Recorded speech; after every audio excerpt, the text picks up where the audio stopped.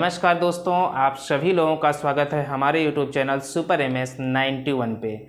दोस्तों, हमने अपनी पिछली क्लास में यह पढ़ा कि आधुनिक भारत का इतिहास का आधारशिला क्या था, किस कारण से यूरोपीय देश के लोगों ने भारत में व्यापार करने के लिए एक जलमार्ग की खोज की। उसके अंतर्गत हम कल एक व्यक्ति का नाम पढ़े थे जिसका नाम था प्रिंस हेनरी, जिसे द नेविगेटर के पद की उपमा दी जाती है। ठीक है, उसी नक्शे के आधार पे अगला व्यक्ति जो पुर्तगाल से भारत के जलमार्ग की खोज के लिए निकला, उसका नाम था बार्थोलोमेव डियाज।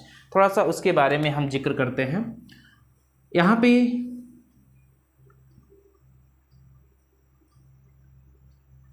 यहाँ पे यह देश स्पेन और यह पुर्तगाल पुर्तगाल का ही एक व्यक्ति था जिसका नाम था बार्थोलोमेव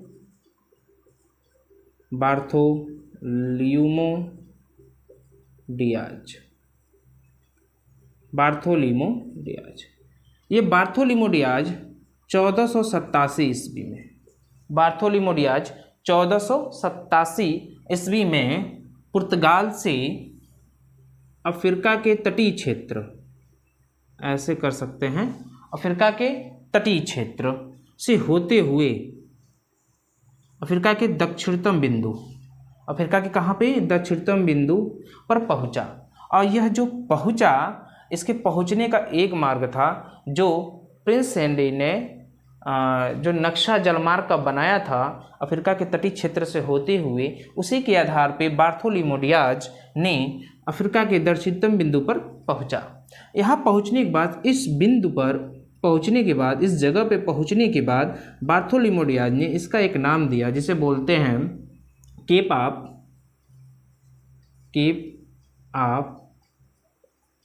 स्टामर्स। ठीक है ना, केप ऑफ स्टामर्स। यह जो जगह का, जो स्थान का जो नाम दिया गया वो बार्थोलोमेव डियाज द्वारा दिया गया। बाद में चल के इस नाम में परिवर्तन किया गया, जिसके बारे में हम जानते हैं। इसके नाम में परिवर्तन क्या किया गया, कहा गया यह केप ऑफ गुड होप। आज के समय में इसे केप ऑफ गुड होप का नाम दिया जाता है, जैसे हिंदी में हम कह सकते हैं आशा अंतरीप। आज के समय में इसे हम केप ऑफ स्टामर्स न कहकर केप ऑफ गुड होप कहते हैं, जिसका अर्थ होता है आशा अंतरीप। तो यह अफ्रीका का दक्षिणतम बिंदु है। ठीक है, उसके बाद बार्थोलोमेव डियाज यहाँ पहुँचने के बाद फिर रिटर्न हो गया, क्योंकि उसके पता नहीं चल पाया कि आगे किस तरह से कहाँ पे जाया जाए और कैसे पता किया जाए कि भारत की तरफ रास्ते कहाँ से मिलेंगे। तो यहाँ तक ये कंडीशन हुई कि बार्थोलोमेव डियाज फिर दोबारा यहाँ से पुर्तगाल के लिए रिटर्न हो गया, उसे ज्ञात नहीं हुआ। ठीक है, इसके बाद पुर्तगाल से एक दूसरा व्यक्ति आया और स्पेन से भी, ध्यान रखिएगा, स्पेन और पुर्तगाल दोनों जगह से। स्पेन से अगर हम नाम लेंगे तो कोलंबस निकला। किसके लिए निकला? जलमार्ग की खोज के लिए, एशिया के लिए। ठीक है, एशिया में भारत के लिए। और पुर्तगाल से निकला वास्को डी गामा, जिसका नाम आप सभी लोग जानते हैं, वास्को डी गामा। तो वास्को डी गामा पुर्तगाल से निकला, यह पुर्तगाली व्यक्ति था। कोलंबस स्पेन से निकला, यह स्पेनिश व्यक्ति था। यह भी जलमार्ग की खोज में निकला भारत के लिए, लेकिन यह अपने मार्ग से भटक जाने के कारण यह चला गया कहाँ पे? अमेरिका। कहाँ चला गया? अमेरिका। इसलिए हम कहते हैं कि कोलंबस एक ऐसा व्यक्ति है जिसने यूरोप और अमेरिका के बीच में जल मार्ग का रास्ता का पता लगाया। ठीक है, यहाँ से हम समझ गए ये अमेरिका के रास्ते का खोज किया था। कौन? जल मार्ग खोज कौन किया था? कोलंबस ने। ठीक है, हमें इनके बारे में नहीं जाना है अभी हम भारत के बारे में जिक्र करेंगे। तो पुर्तगाल से वास्को डी गामा जब निकला तो निकलने का मुख्य कारण क्या था, पहले हम ये समझते हैं। पुर्तगाल के उस समय शासक थे, पुर्तगाल के शासक हम कह सकते हैं उसमें थे इमैनुअल प्रथम।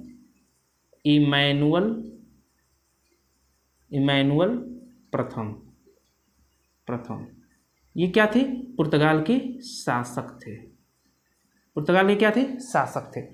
पुर्तगाल के शासक इमैनुअल प्रथम ने वास्को डी गामा से कहा कि ऐसा है कि एक जो जलमार्ग है उसका पता लगाने के लिए आप जाइए और पता करिए कैसे हम भारत या एशिया में पहुंचा जा सके और व्यापार शुरू किया जा सके।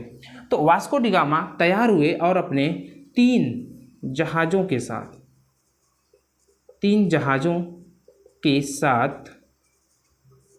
जलमार्ग की खोज में, जलमार्ग मतलब भारत के जलमार्ग की खोज में 1497 में पुर्तगाल से निकला। ठीक है ना? ये हमें समझ में आया कि वास्को डी गामा इमैनुअल प्रथम के कहने पे वास्को डी गामा 3 जहाज़ों के साथ जलमार्ग की खोज में 1497 में पुर्तगाल से निकला। यह निकला तो कैसे, क्या कंडीशन हुआ? यहाँ से यह व्यक्ति निकला और यहाँ पे आके जिस तरह से बार्थोलोमेव डियाज ने तटीय क्षेत्र पकड़ते हुए, मतलब कि अफ्रीका का तटीय क्षेत्र ऐसे पकड़ते हुए यहाँ पे आके केप ऑफ गुड होप के पास पहुँचा। केप ऑफ गुड होप के पास पहुँचने के बाद ऐसी स्थिति हुई कि उस समय बार्थोलोमेव डियाज ने यहाँ पे एक नाम दिया था, वह नाम सभी लोग जानते हैं, अभी हमने इस पे लिखा भी था। और केप ऑफ गुड होप आज के समय में वो नाम बोला जाता है। तो वास्को डी गामा यहाँ पहुँचे। यहाँ पहुँचने के बाद ये अफ्रीका के क्षेत्र हैं। तो यहाँ पहुँचने के बाद बार्थोलोमेव डियाज को पता नहीं था कि अब क्या, वास्को डी गामा को ये पता नहीं था कि अब क्या किया जाए। तो एक यंत्र आता है, एक यंत्र, दिशा यंत्र, उस समय पता, उसका नाम था कुतुबनुमा नामक एक यंत्र था। इस यंत्र के माध्यम से वास्को डी गामा को दिशा ज्ञान हुआ। दिशा ज्ञान, इस कुतुबनुमा यंत्र के माध्यम से वास्को डी गामा को दिशा ज्ञान के बारे में जानकारी हुई। उसको पता चला किधर पूरब है, किधर पश्चिम है, किधर उत्तर है, किधर दक्षिण है। तो ऐसा उसको पता था कि भारत किस तरफ है। तो इसी रास्ते से ऐसे निकलना शुरू किया और आके यहाँ पे मेडागास्कर, अफ्रीका के पास एक मेडागास्कर है, बीच में ये रास्ता, यहीं पे एक व्यक्ति मिला जिसका नाम था अब्दुल मनिक।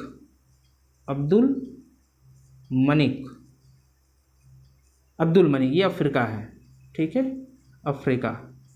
अब्दुल मनिक व्यक्ति से वास्को डी गामा मिला। यह भी एक पथ प्रदर्शक था, जिसे हम बोलते हैं गुजराती पथ प्रदर्शक। तो इससे मिला वास्को डी गामा और उसने पूछा क्या आगे कोई रास्ता है? तो इस अब्दुल मनिक ने बताया कि हाँ, अगर ये सागर को हम क्रॉस करते हैं, उस समय हिंद महासागर बोला जाता था, मान के चलिए, जब अरब के लोगों का पूरी तरह से भारत पे व्यापार में बहुत वर्चस्व बढ़ा हुआ था, इस कारण से उसका अरेबियन सागर बोला जाने लगा। तो ये जो यहाँ से वास्को डी गामा निकला मनिक के कहने पे, ऐसे निकलकर फिर वह भारत की तरफ, ऐसे भारत की तरफ निकला और आते आते यहाँ पे कहाँ पहुँच गया? कालीकट। कहाँ पहुँचा? कालीकट। जो कालीकट है ये आप ध्यान रखिएगा, ये आज के समय में केरल के क्षेत्र में पाया जाता है। केरल में कालीकट एक तट है, वहाँ पे ये पहुँचा। तो जब ये कालीकट पहुँचा तो कालीकट इतनी छोटा क्षेत्र है, यहाँ का शासक था उस समय, कालीकट का शासक जुमोरिन, ठीक है। कालीकट का शासक क्या था? जुमोरिन था। तो जो जुमोरिन था शासक, इसने क्या किया कि वास्को डी गामा का स्वागत किया। वास्को डी गामा का जुमोरिन ने वास्को डी गामा का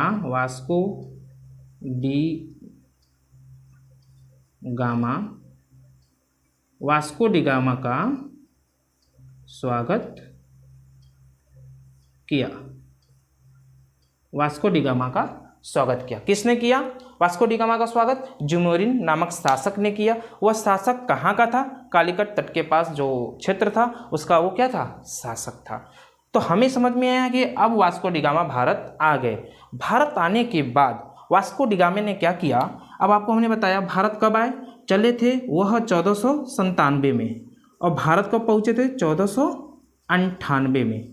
1498 में जब वो भारत पहुँचे तो उनको दिखा भारत का व्यापार, क्योंकि अरब के लोगों के द्वारा भारत से ज़्यादा व्यापार चल रहा था। तो वहाँ पे वास्को डी गामा ने क्या किया, भारत से कुछ सामान और वस्तुओं को लेकर जब उसका समय वहाँ बिता तो 1 साल तक वहाँ रहा भारत में, और उसने क्या किया, फिर भारत से जाने के बारे में सोचा, तो वहाँ से भारत से इन्होंने सामान और भारतीय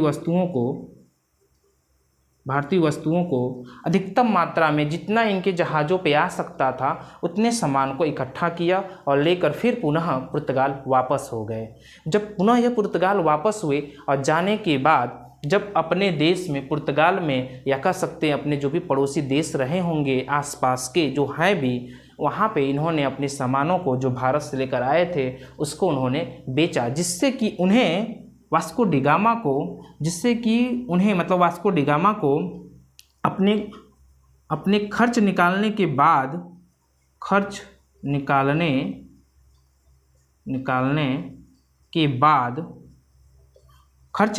के बाद भी 60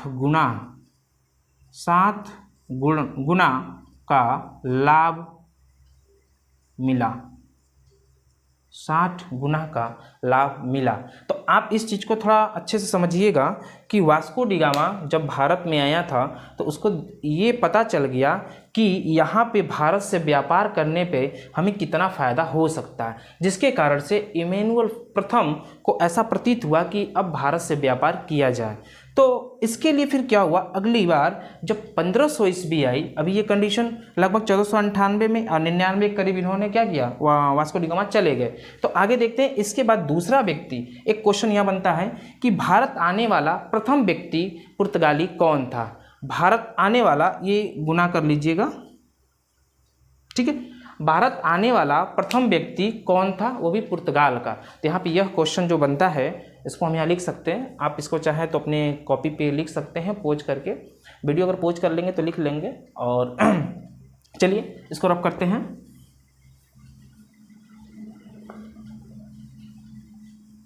अब क्या हुआ कि जब भारत पुर्तगाल से, क्वेश्चन बनता है पुर्तगाल से भारत आने वाला पहला व्यक्ति पुर्तगाल से भारत आने वाला पहला व्यक्ति कौन है, वास्को डी गामा। कब आया था, 1498। ये आपके सामने एक प्रश्न बनेगा कि पुर्तगाल से भारत आने वाला पहला व्यक्ति कौन था, वास्को डी गामा। इसी के बाद थोड़ा सा हम ये भी जान लें कि दूसरा व्यक्ति पुर्तगाल से भारत आने वाला दूसरा व्यक्ति कौन था, पेड्रो अल्वारेज।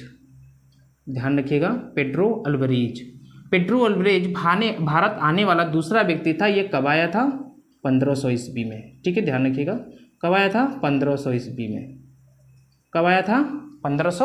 ईस्वी में। यह पुर्तगाल से भारत आने वाला दूसरा व्यक्ति था।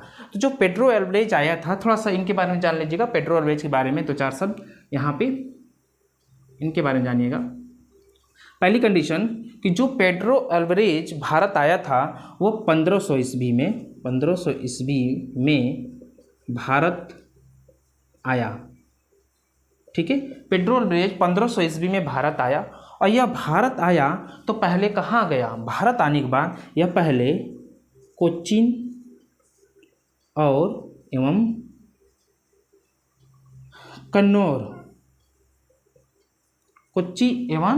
कन्नौर, यह दोनों क्षेत्र आज के समय में कहाँ पे हैं, केरल में, ठीक है ना।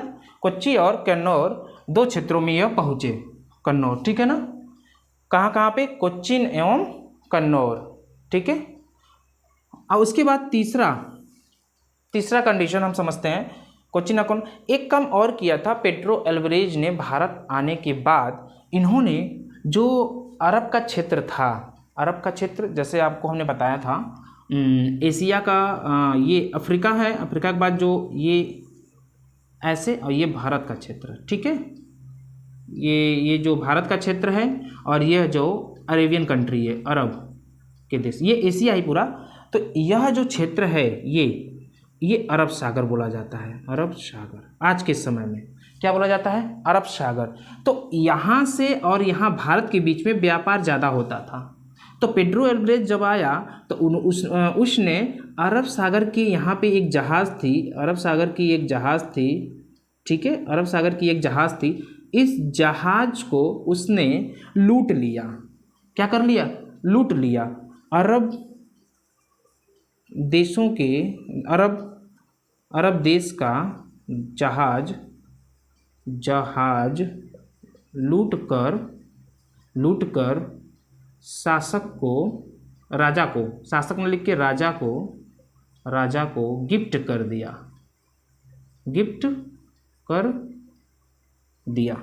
किसने किया? पेड्रो एल्वारेज ने। क्या किया? यहाँ से एक जहाज को ये लूट कर और राजा को क्या कर दिया? गिफ्ट कर दिया, जिससे राजा बहुत प्रसन्न हुआ। अगली बार क्या हुआ कि ये कंडीशन देखने के बाद एक चीज़ और सोचा, जब ये कोच्चिन और कन्नौज जब पहुँचा तो वहाँ पे देखा कि राजाओं के बीच में, कोच्चि और कन्नौज जो केरल में पड़ता है, यहाँ पे पहुँचा तो उसने देखा कि राजाओं के बीच में, यहाँ थोड़ा सा लिख लीजिए अगर चाहेंगे एक पॉइंट बढ़ा के, कि इन स्थानों पर देखा कि राजाओं के बीच में मतभेद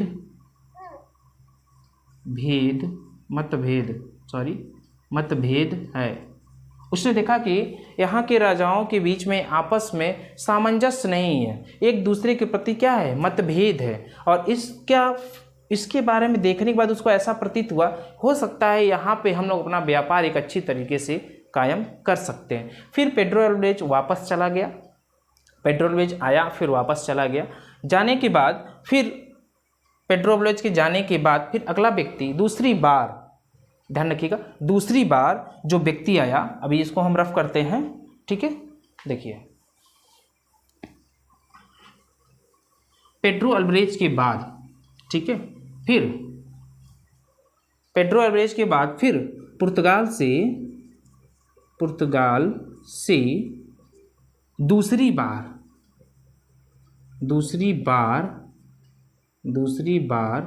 वास्को डी गामा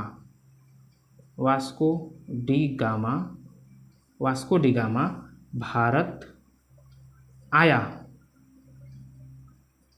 कब आया था? 1502 में, 1502 ईस्वी में पुनः वास्को डी गामा फिर भारत दूसरी बार आया। जब दूसरी बार आया तो वास्को डी गामा ने एक नया काम किया। वह काम यह किया कि इसने आकर भारत में, कोच्चि में एक कोठी स्थापित की, एक फैक्ट्री स्थापित की। ध्यान रखिए कि यही यहाँ पे इसका सबसे इम्पोर्टेंट प्रश्न बनता है कि वास्को डी गामा जब दूसरी बार भारत आया तो अपनी पुर्तगाली एक कोठी स्थापित किया। कहाँ पे किया? वास्को डी गामा ने एक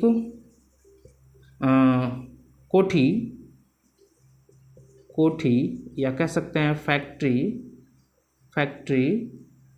स्थापित की। कहाँ पे की? कोच्चि में, या ऐसे कोच्चि कर लीजिए या कोच्चिन करिए, बातें कही है, ठीक है, कोच्चिन, ठीक है ना। कोच्चि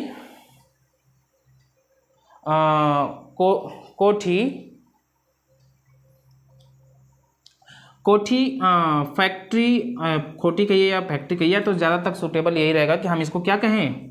फैक्ट्री कहें। ज़्यादातर सूटेबल यही रहेगा कि हम इसको फैक्ट्री कहें। कोठी तो एक सामान्य भाषा में हम लोग प्रयोग करते हैं, लेकिन ज़्यादातर इसको हम क्या बोलते हैं? फैक्ट्री। तो एक फैक्ट्री स्थापित की, कहाँ पे की? कोच्चि में की, ठीक है। चलिए, आज हमें ये पता चला कि जो वास्को डी गामा था हमें आज ये पता चला कि वास्को डी गामा था जो दूसरी बार भारत आया था। दूसरी बार भारत आने पर उसने क्या किया था, फैक्ट्री या कोठी, मान के चलिए फैक्ट्री या कोठी स्थापित की। कहाँ पे, कोच्चि में। ठीक है दोस्तों, देखिए हमें जो समझ में आया कि वास्को डी गामा 2 बार भारत आया, अभी तक हमें ये पता चला। लेकिन आगामी जब आप पूरी वीडियो को देखेंगे, पूरे आगे समझेंगे, अगली क्लास में उसको हम पढ़ेंगे कि वास्को डी गामा भारत में मुख्यतः 3 बार आया है। ठीक है, तो अब इसके बाद जब कोई व्यक्ति आएगा, वह व्यक्ति अब गवर्नर के रूप में आएगा। अभी तक हमें बस इतना पता चला कि पुर्तगाली अभी जो व्यक्ति प्रतिनिधित्व करके भारत में आ रहे थे, पहला वास्को डी गामा था, दूसरी बार जो आया पेड्रो अल्वारेज था। इसके बाद फिर पुर्तगाल से वास्को डी गामा आया, फिर वो वास्को डी गामा जब वापस गया तो 1505 से अगला व्यक्ति आया, जिसके बारे में अगले हम गवर्नर के रूप में पढ़ेंगे। तो चलिए आज हमें इतना समझ में आया। दोस्तों आज हम ये पुर्तगाली अब कंपनियों के बारे में, आगमन के बारे में पढ़ना शुरू कर रहे हैं। जलमार्ग के रास्ते तो मिल चुके हैं वास्को डी गामा के द्वारा। जलमार्ग जो हमने आपको बताया है, जलमार्ग जो है वो वास्को डी गामा जी के द्वारा मिल चुका है। अब हमें बस इतना पढ़ना है कि भारत में आने के बाद कौन से पुर्तगाली गवर्नर बने और उन्होंने अपने अनुसार भारत में क्या क्या परिवर्तन लाने के बारे में सोचा और क्यों ऐसा किया। तो पहली चीज़ तो आप जानते ही हैं कि इसका सबसे बड़ा उद्देश्य था, ये जितने भी पुर्तगाली लोग भारत आ रहे थे, इनका सबसे बड़ा या पुर्तगाल का सबसे बड़ा उद्देश्य, तो थोड़ा सा 2 पॉइंट में हम लिख लें कि इनका उद्देश्य क्या था। पुर्तगाल का भारत आने का उद्देश्य, पुर्तगाल यहाँ पे रफ कर लेते हैं तो लिख लेते हैं। देखिए पुर्तगाल का भारत आने का उद्देश्य, ये कोई काम किया जाए बिना उद्देश्य का कोई काम तो होगा नहीं। तो भारत आने का उद्देश्य क्या था? पहला जो उद्देश्य था इनका, व्यापार। व्यापार क्यों? व्यापार करके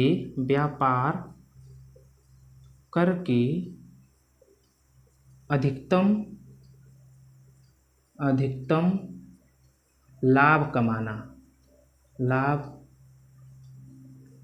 व्यापार करके क्या करना है? अधिकतम लाभ कमाना। व्यापार करके अधिकतम लाभ कमाना। ठीक है, चलिए अगला दूसरा देखते हैं। अधिकतम लाभ के बाद क्या हो जाएगा? दूसरा जो था धर्म, धार्मिक चीज़ों के बारे में, जैसे कि ईसाई धर्म का प्रचार करना। ईसाई धर्म का प्रचार, ईसाई धर्म का क्या करना? प्रचार न करना। और तीसरा जो इनका था राजनीतिक का मतलब ये हुआ कि ये चाहते थे जो अरब क्षेत्र था, सागर था, वह उस पर इनका क्या हो? वर्चस्व कायम हो। तो कह सकते हैं अरब सागर पे या हिंद महासागर करिए, यहाँ पे हिंद महासागर पर वर्चस्व कायम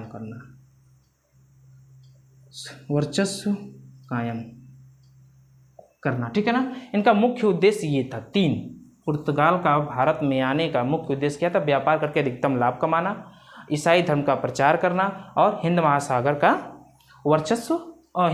पर अपना वर्चस्व कायम करना। इन तीनों उद्देश्य को लेकर पुर्तगाल लोग भारत में आए।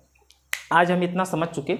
अब हमें ये जानना है कि अब अगली बार जब कोई अगला व्यक्ति पुर्तगाल से आएगा तो वह शासक के द्वारा एक गवर्नर के रूप में आएगा और उसने क्या क्या बदलाव करना चाहा भारत में आकर, तो उसने क्या क्या घटनाएं हुई, उसके बारे में आगामी क्लास में पढ़ेंगे।